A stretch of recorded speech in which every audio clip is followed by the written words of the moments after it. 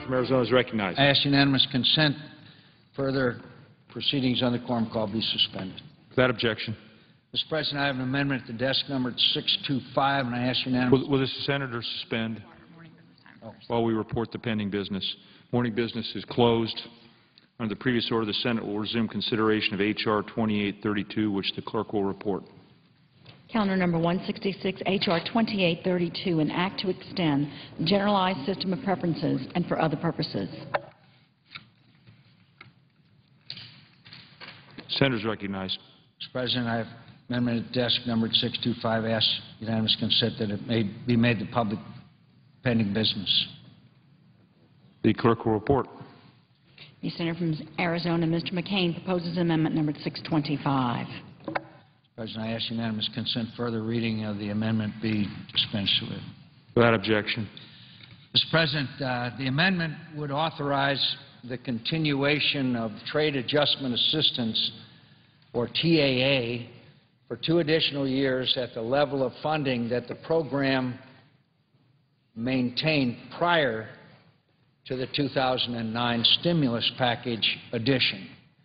Prior to the stimulus passed by this body in 2009, the TAA program cost taxpayers about $1 billion per year. With passage of the stimulus package, which was advertised to be a temporary injection into the economy, a temporary injection, the stimulus was increased and expanded to the program to a cost of about $2 billion in 2010, and according to the Department of Labor estimates, $2.4 billion in 2011 if the stimulus expansions were allowed to remain in place. I would remind my colleagues that with the stimulus package, these were a one-time deal, and once the money was spent, then those programs lapsed. Apparently not so with the TAA program. We don't yet have a cost score for the Reed substitute before us, but estimates indicate that the TAA, quote, agreement may lock in at least 65% of the 2009 stimulus expansions for the next several years. That is approximately, in my calculation, at least $600 million additional cost per year to the taxpayers for maintaining 65% of the stimulus level of TAA. Architects of the agreement will say that these provisions sunset at the end of 2014, but we all know that sunsets can be fiction. So we're really talking about 2012, 2013, and 2014. That's about roughly a minimum of $1.2 billion of additional spending on the dubious, at least in my mind, dubious benefits of the TAA program. My friends on the other side of the aisle have long insisted that the price of passing trade agreements in Congress is passing TAA and other programs like it, domestic spending legislation geared to assist U.S. workers who have been adversely affected by foreign trade. For this reason, in 2002, Congress passed the TAA legislation that provided short-term temporary support for worker retraining and other assistance. Many Republicans, including myself, were skeptical about whether this program and others like it achieved their goals, but we went along for the sake of our national interest in expanding free trade. In 2009, without any action taken on our 3 pending trade agreements, the stimulus package dramatically increased the TAA program as part of the stimulus bill and increased spending on this program annually by approximately $1 billion. In essence, a program that was designed to assist workers that had been adversely affected by free trade was transformed into a domestic spending program for reasons that had nothing at all to do with expanding free trade. What's worse, after repeatedly claiming it supports the free trade agreements with Colombia, Panama, and Korea, the White House earlier this year announced that the cost of its support was reauthorization of the new TAA with funding set not at the original 2002 level, but the 2009 stimulus level. So here you had a program that had been expanded from its original cost under the dubious guise of a temporary economic stimulus. And then we were told that this temporary funding increase, which was designed to expire along with the stimulus, should in effect be turned into a permanent domestic spending program. After much discussion and debate, there now appears to be a proposal to reauthorize TAA and fund it somewhere between the pre-stimulus and post-stimulus level. This proposal is contained in the substitute amendment offered by the majority leader. Some would say this is a good deal and Republicans should accept it. Others say the trade adjustment assistance is ineffective and unproven and Congress should kill it altogether. I am very dubious about the benefits of TAA, but I understand also what's doable around here and what's not. So I'm offering this amendment as a matter of principle. As I've said many times on the floor of this body, I'm not opposed to TAA, nor do I seek to kill it. I read the same media reports as my colleagues, which suggest that the White House is holding hostage the trade agreements with South Korea, Colombia, and Panama until Congress passes TAA. Many of us don't like this. Many of us think this is contrary to our national and economic interests, but it's a fact. So I recognize, as in the past, that Congress should reauthorize TAA. The question is, how much of the taxpayers' money should we spend to do it? That's why I'm offering this amendment. I believe that Congress should reauthorize it because we're being compelled to do so, but I also believe that we should reauthorize this program at its pre-stimulus funding levels. Let me explain why. The following are the temporary expansions to TAA that were included in the stimulus, which cost about $2 billion in 2010, and according to the Department of Labor, was estimated to cost approximately $2.4 billion in 2011 if the 2009 stimulus expansions had stayed in place. The stimulus expanded TAA to cover workers whose employers shifted production to any foreign country, not just those, as under prior law, whose jobs were outsourced to countries with which the U.S. has free trade agreement. It expanded TAA coverage to the service sector and government employees who lose their jobs because of trade. It increased the tax credit available to cover private health insurance premiums from 65% to 80%. It increased the appropriations cap for training from $220 million to $575 million, a 160% increase over the previous cap. It created the TAA for Communities program, which authorizes $230 million for trade-affected communities to assist in strategic planning grants up to $5 million, sector partnership grants up to $3 million over a 3-year period, and community college and career training grants up to $1 million. It gave $17.5 million to states for employment and case management. It lengthened the amount of time workers could receive the trade readjustment and allowance assistance by 26 weeks. And finally, it revived the TAA for farmers and the wage insurance program, estimated by CBO to total about $100 million for 2 years. So here you had a program that had been expanded from its original intent, with benefits going to government employees, service sector employees, TAA benefits going to communities, TAA benefits going to farms, TAA benefits going to firms under the dubious guise of a temporary economic stimulus. This is what the White House and the other side in Congress were telling us had to be reauthorized in order to pass the free trade agreements. My amendment also addresses the claim made by some that the agreement in the majority leader's substitute amendment not only reduces TAA from stimulus levels, but also much lower in several areas. However, according to a recent Heritage Foundation analysis, this may not be accurate. This is important, so let me read this analysis at length. This is from the Heritage Foundation report.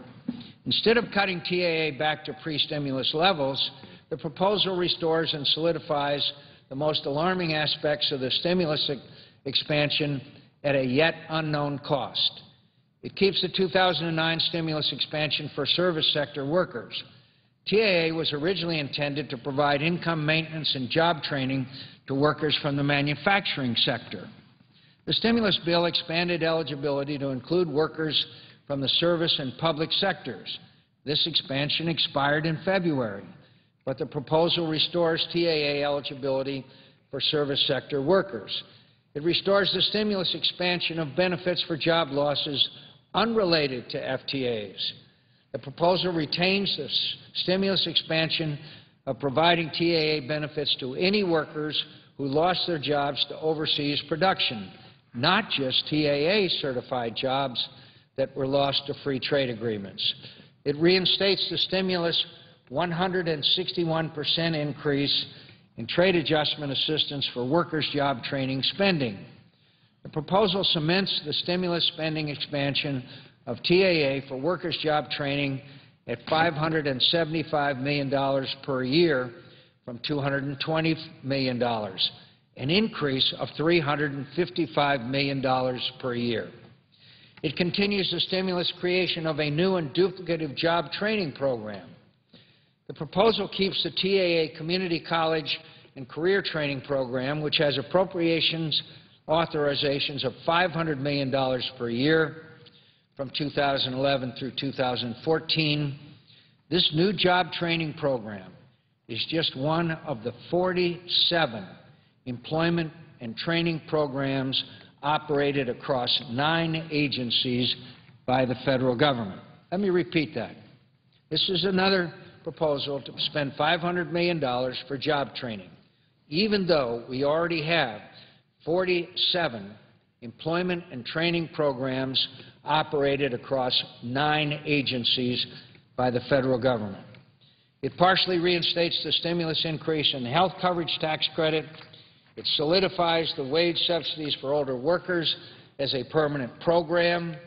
The pre-stimulus alternative TAA was a temporary 5-year demonstration program that paid 50% of the difference between new and old wages of displaced older workers. It subsidized the wages of older workers earning less than $50,000 a year for up to $10,000 over 2 years. After changing the program's name to Reemployment TAA, the stimulus expansion increased the wage subsidy to $12,000 over 2 years for displaced older workers earning less than $55,000 and made the program permanent. While the proposal reduces the wage subsidies to pre-stimulus levels, it also cements into law the permanency of the wage subsidy program. It retains the stimulus expansion of the union VEBA handout. Despite having nothing to do with international trade, the stimulus expansion of TAA extended the HTCTs to voluntary employee beneficiary associations. A bankruptcy court can allocate a portion of an out-of-business employer's assets to this program, which assumes responsibilities for retirees' health coverage. This expansion primarily benefits unions. Under the proposal, the federal government would cover 72.5% of the cost of retiree health benefits at bankrupt companies. This coverage occurs regardless of whether the bankruptcies are related to free trade. Let's look at an example of excess created in the temporary stimulus expansion of the TAA program that taxpayers are still on the hook for. According to a February 2011 study by Senator Coburn entitled Help Wanted, How Federal Job Training Programs Are Failing Workers, I quote, taxpayers may have a case of indigestion when they learn nearly 2 years after the stimulus was enacted, their money is paying lobstermen, shrimpers, and blueberry farmers $12,000 each to attend job training sessions on jobs they are already trained to do. The stimulus reauthorized the Trade Adjustment Assistance for Farmers program administered by the U.S. Department of Agriculture, a program that provides subsidies to producers of raw agricultural commodities and fishermen so they can adjust to import competition. Under the stimulus, TAA benefits were enhanced to focus more on employment retraining. While the Reed substitute includes a compromise to, quote, pare back some of the expansions in the temporary stimulus spending legislation of 2009, it still expands TAA benefits and eligibility beyond the pre-stimulus levels by approximately, by my calculations, at least $600 million a year. I acknowledge that expanding trade does temporarily put some of our workers at a disadvantage.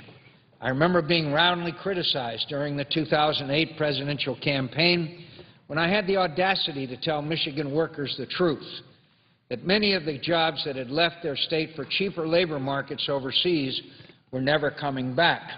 So I understand that trade can create difficulties for some American workers, and I'm not opposed in principle to supporting those workers temporarily so they can develop new skills and find new jobs.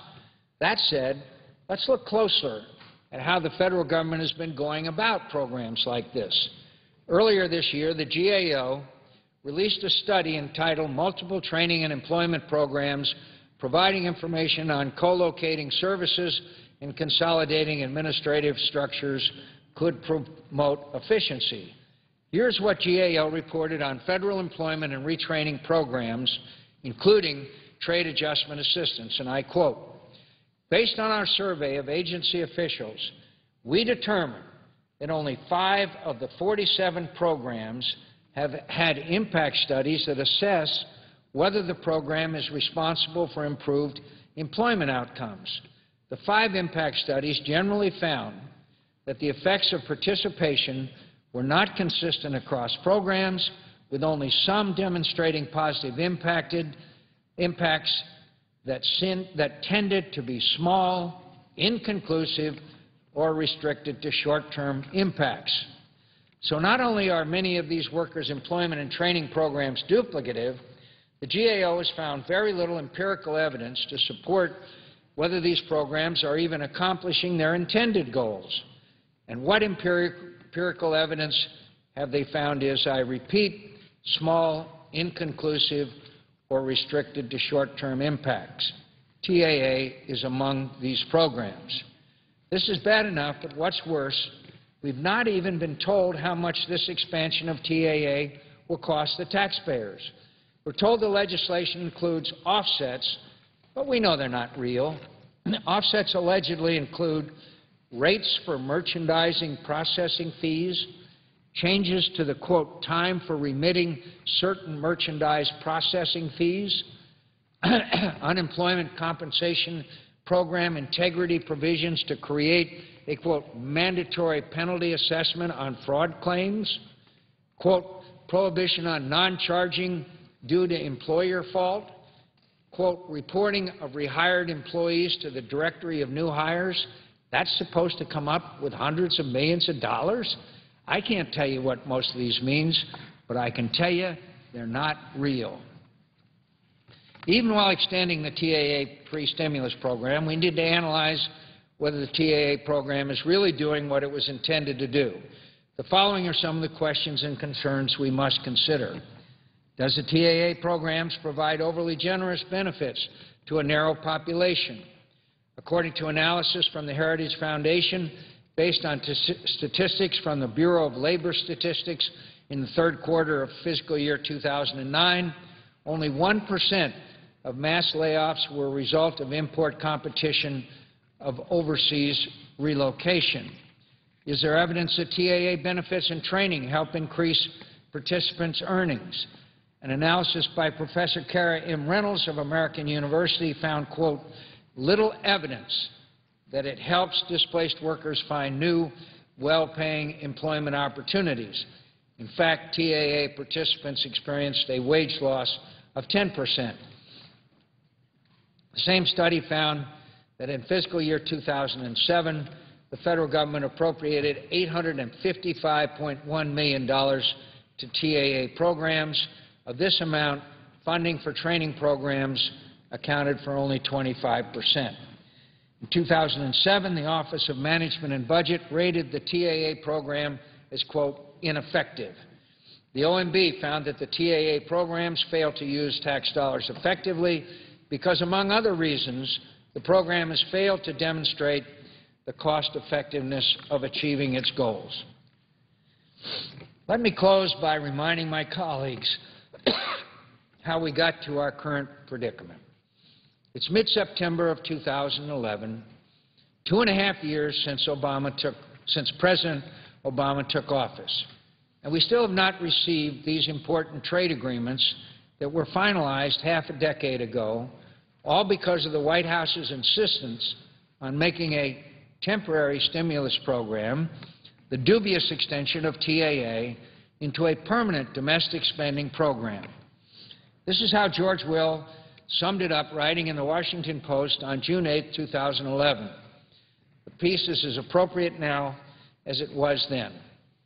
Quote, President Obama is sacrificing economic growth and job creation in order to placate organized labor. And as the crisis of the welfare state deepens, he's trying to enlarge the entitlement system and exacerbate the entitlement mentality. On May 4th, the administration announced that at last it was ready to proceed with congressional ratification of the agreements. On May 16th, however, it announced it would not send them until Congress expands an entitlement program favored by unions. Since 1974, trade adjustment assistance has provided 104 and then 156 weeks of myriad financial aid, partly concurrent with the 99 weeks of unemployment compensation to people, including farmers and government workers and firms, even whole communities that can more or less plausibly claim to have lost their jobs or been otherwise injured because of foreign competition, even if the injury is just the loss of unfair advantages conferred at the expense of other Americans by government protectionism. This process should be appalling to the average American who is looking for an improving economy, not special favors to certain special interest groups.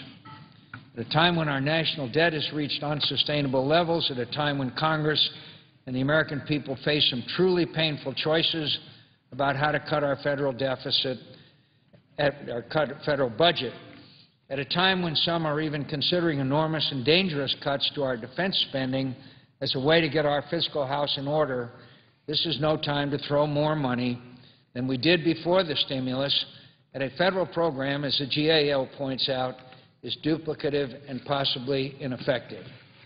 I am prepared to reluctantly support TAA if it were funded at the pre-stimulus level, as a recognition of reality that some form of this program is required in order to pass our existing trade agreements. But we should authorize it at pre-stimulus levels and not $1 more, and that's what this amendment would do. I urge my colleagues to support it. Madam President, I ask for the ayes and nays. Is there sufficient second? At this moment, there's not a sufficient second. I suggest the absence of a quorum. Clerk will call the roll. Mr. Akaka.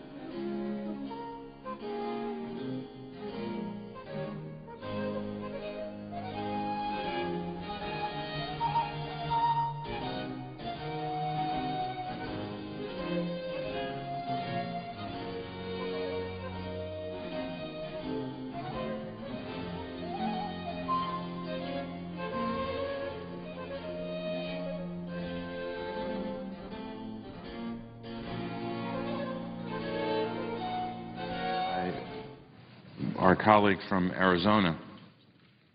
Just a couple of areas. One, the question of the impact of the program, Trade Adjustment Assistance, as it's been enhanced by way of the Recovery Act in 2009.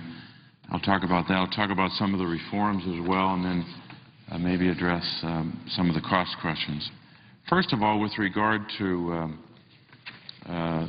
trade adjustment assistance prior to 2009 versus the period after that, I wanted to submit for the record, and then I'll walk through some of this. This document I have is entitled Trade and Globalization Assistance Act, and then the acronym TGAAA, Worker Certifications, May 18, 2009 through June 27, 2011, and it's a Department of Labor document, a one-page document. I'd ask that that be made part of the record.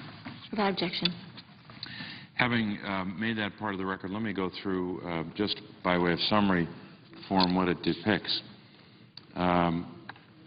First of all, it is a document that has three columns. The first column is the estimated total workers certified under new provisions, meaning the changes made to TAA as a result of the American Recovery and Reinvestment Act of 2009.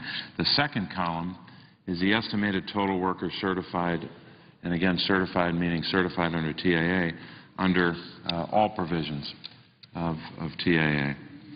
And then finally the estimated percentage of workers certified as a result of the changes made.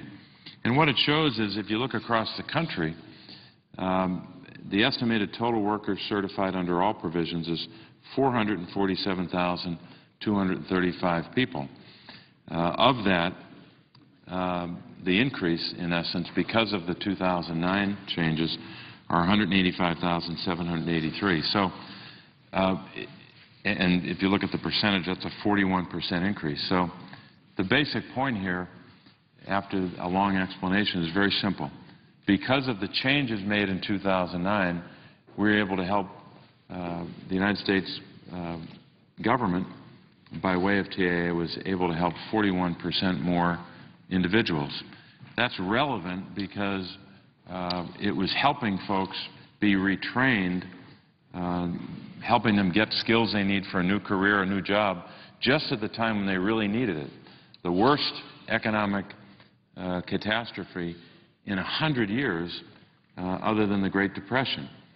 So if there was ever a time when we needed to make sure that TAA worked, and it has worked, but also if there was ever a time when we wanted to make sure that TAA was strengthened and enhanced, it was what happened the last couple of years. And that's really the point, is that the 2009 changes were made because we were in the throes, the teeth, the grip of the worst economic downturn in 100 years, other than the 30s. So let me just highlight a couple of states. What that means is, for example, in my home state of Pennsylvania, if you look at the total number of workers helped in this time period, and again, you're talking about roughly 2 years, May of 2009 to June of 2011, Pennsylvania, 27,401 people helped, workers helped, I should say. Of that,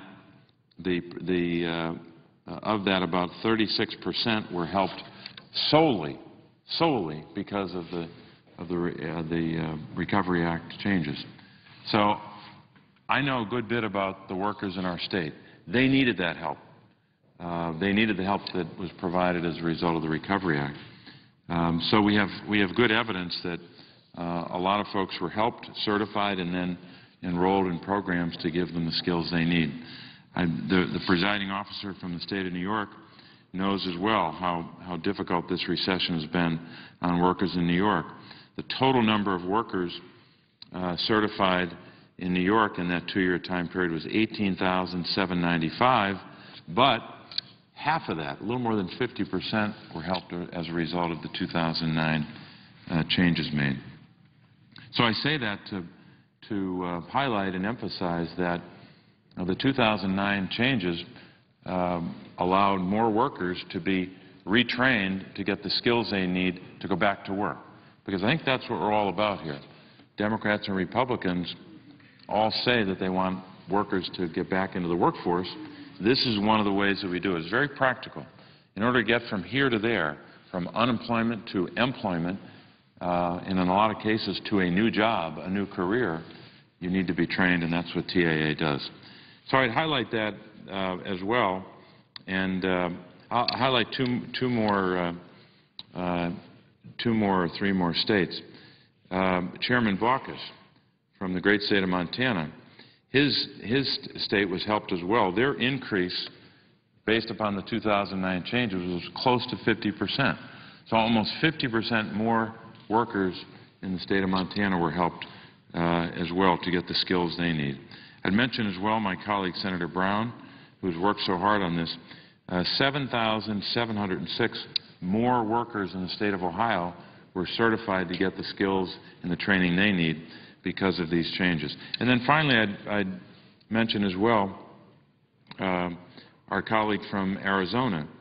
If you look at the total number of Arizona workers certified, 8,540 workers certified in total. But of that 8,540, some 4,969. So in Arizona, the percent increase of workers who were helped or certified for new training, that number, that's a 58.16% increase. So the increase in Arizona was even higher. In some states, it was even higher than that. So the point here is that 2009 wasn't just a couple of changes made to enhance the program or expand it just for the sake of expanding a program. I think the evidence shows that we've certified more workers who have to go through a process to be certified in order for us to provide help by way of the federal government and other partners helping us retrain workers. I think the evidence is pretty clear that that's been a very positive change to give more workers the skills they need to compete. And let me say as well, our colleague from Arizona, I appreciate what he said about TAA, that he supports it. We may have a disagreement about how to get there.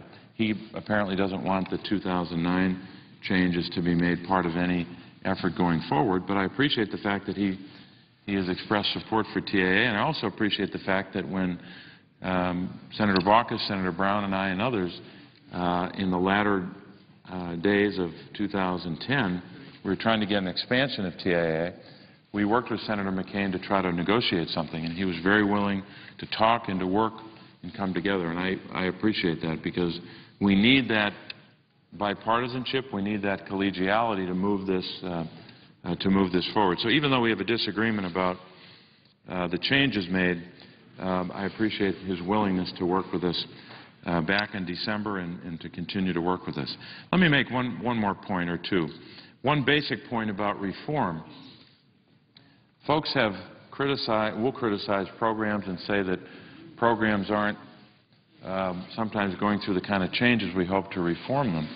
But we should note for the record that in 2008, the GAO released a study which revealed a number of issues, or I should say highlighted a number of issues with trade adjustment assistance.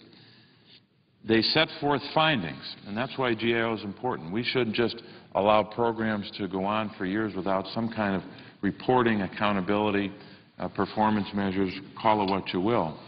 GAO pointed out problems that they believed could be the subject of reform for TAA, and the 2009 Recovery Act changes that we're debating here on the floor and that we're debating as a result of Senator McCain's amendment, those recommendations were the foundation of some of the changes in 2009.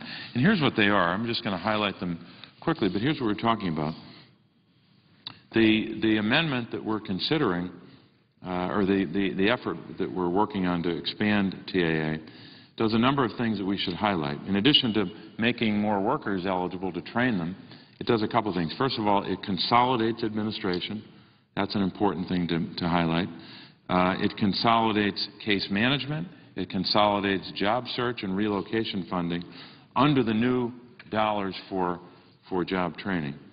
The amendment also eliminates separate funding streams that were in place before, but it also allows states the flexibility to use a portion of the training funds for administration and for case management costs. States must prioritize these funds for training and case management, but administrative costs are capped at 10% of the funds. And states can also use these funds to pay for 90% of the cost of job search and relocation, up to $1,250. And finally, the amendment includes 30 new performance metrics and accountability measures across all TAA programs. So what's the point? The point here is very simple. You had a GAO study in 2008 that recommended changes to TAA. You have a Recovery Act enacted for a variety of reasons, some of which spoke directly to TAA in 2009. Those reforms from the GAO study were incorporated in the 2009 changes. So if we stay with the original non-2009 provisions, we won't have these reforms built in. So GAO has pointed out some issues that we should address, and they were addressed in 2009, and that's why another good reason to support the amendment that would include those 2009 changes. And finally, on the question of costs or offsets, the 10-year cost for TAA is now $962 million over 10 years. That's cut way back, as much as half, cut it by as much as half. There are 3 offsets, and we'll talk about them more in the record, but there are 3 offsets. The first, the so-called merchandise processing fee, that raises $1.77 billion. The second, on unemployment insurance, that accounts for $320 million. And then finally, the Medicare Quality Improvement Organizations, that raises another $330 million. So there are offsets, and they are 3 in number, and the total cost is now $962 million over 10 years. I think a reasonable price to pay for the substantial training and retraining that TAA provides for our workers who are in the horrific nightmare of job loss and the destruction of their careers and, frankly, in many cases, the destruction of their family. And with that, Madam President, I would yield the floor and note the absence of a quorum. Clerk will call the roll. Mr. Akaka.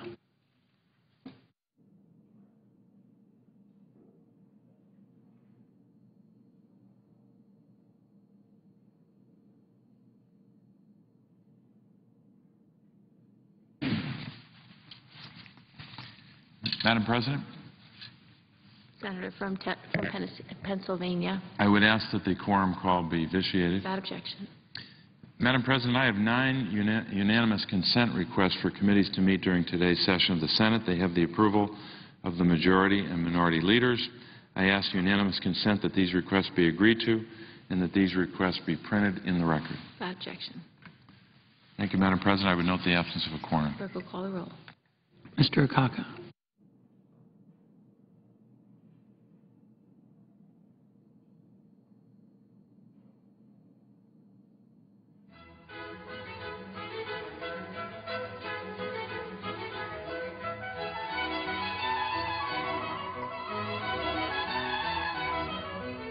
Ask that the quorum call be vitiated once again. Without objection. Thank you. I'd ask that all time be... I'm sorry. Time in the quorum call be divided equally. Without objection. Thank you, Madam President. I would ask that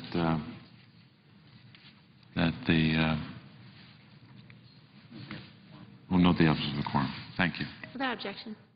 Clerk will call the roll. Mr. Akaka.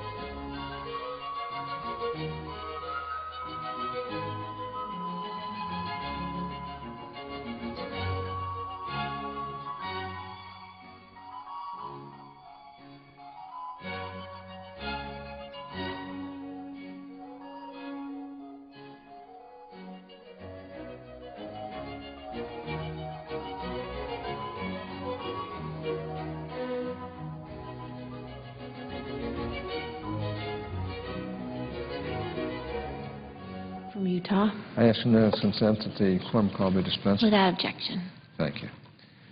Madam President, I rise in support of my Amendment 641. As I explained yesterday, this amendment really is about fundamental fairness. The President wants TAA and has held hostage 3 free trade agreements to get it. Well, most of us want these free trade agreements, and I think it is wrong for TAA to move forward while the FTAs languish. My amendment will ensure that all 4 legislative ships arrive at port at the same time.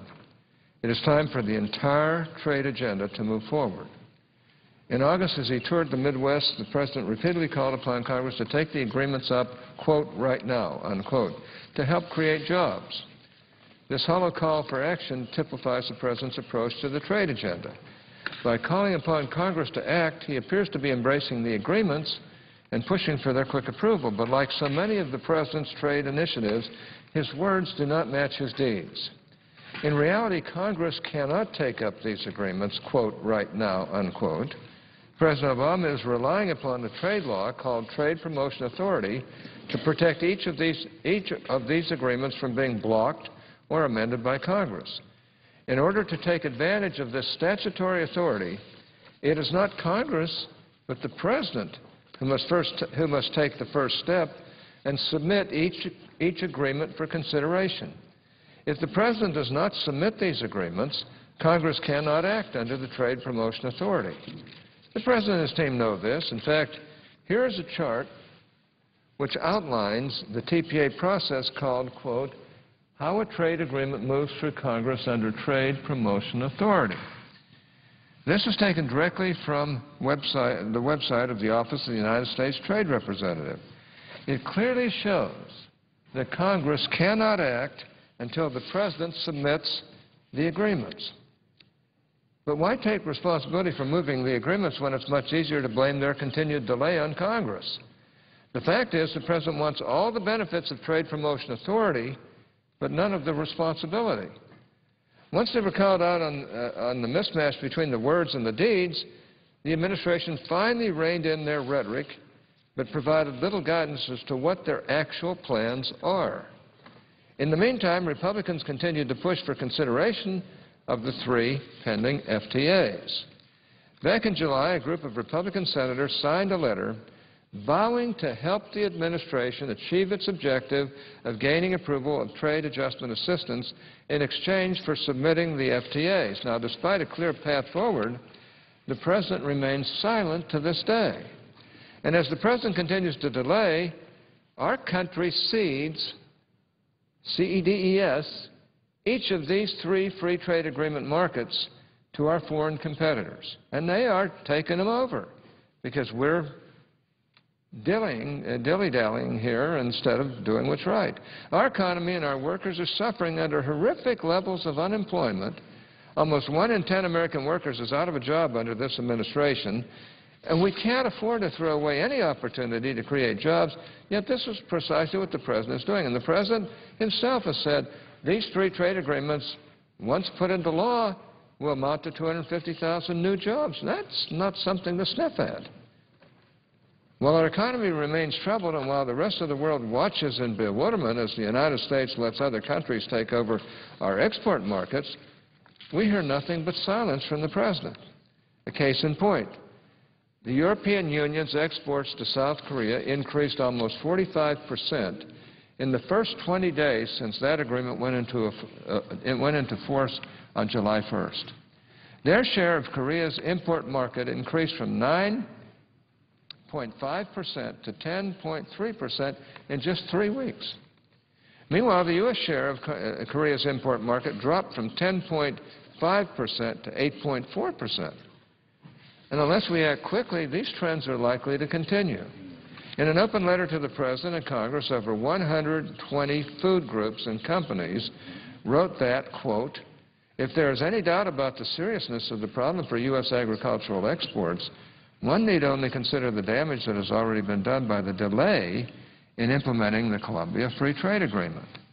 Argentina and Brazil have negotiated trade agreements with Colombia that have given them preferential access. As a result, U.S.-produced corn, wheat, and soybeans have been hit hard, with the combined share of Colombia's imports for these products falling to 28% from 78% since 2008. Now, that's a, unquote, that's a big drop, mainly because of the dilly-dallying on this trade agreement.